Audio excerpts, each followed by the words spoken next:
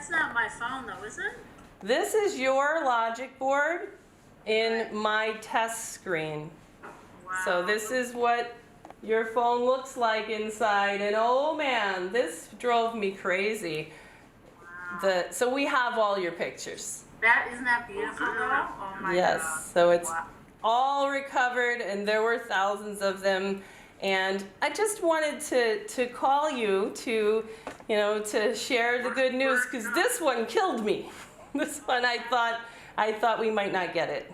How do you do it? Like, what kind of work do you do on? I'm an electrical engineer, Okay. and I'm wondering how you do it. Like like it's at a very large scale, integrated design type chips, and you somehow pull the data out, okay?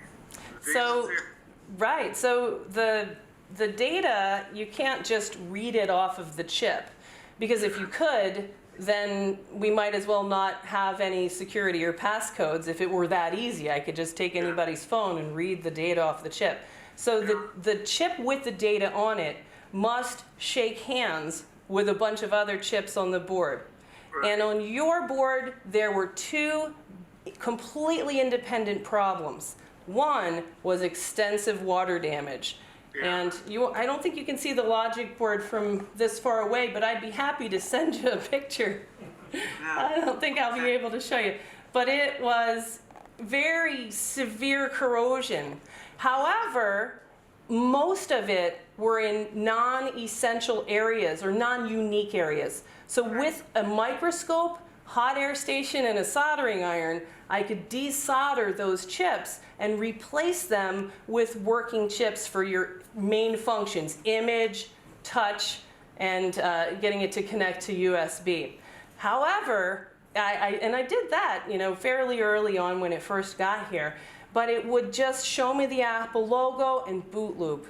And for a long time, I was looking for an answer in the water damage. Why is it like this? And then, I put it away and I'd come back to it, put it away and come back to it. And then guess what? The answer to that boot loop ended up being completely independent.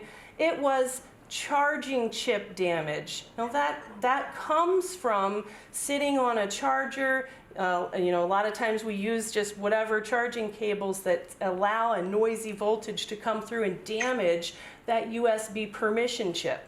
Yours was damaged in a way that the device that we used to detect that damage missed.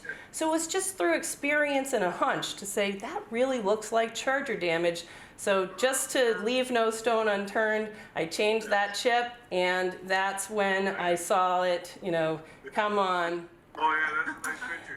Yeah, that's Yep, I wanted to ask you some questions about this phone. This phone, this phone, because it had the two different problems, so I wanted to see if there was anything that you had done with charging or something that maybe you could shed a light on, that if you remembered anything about, leaving it on a specific charger or anything like that.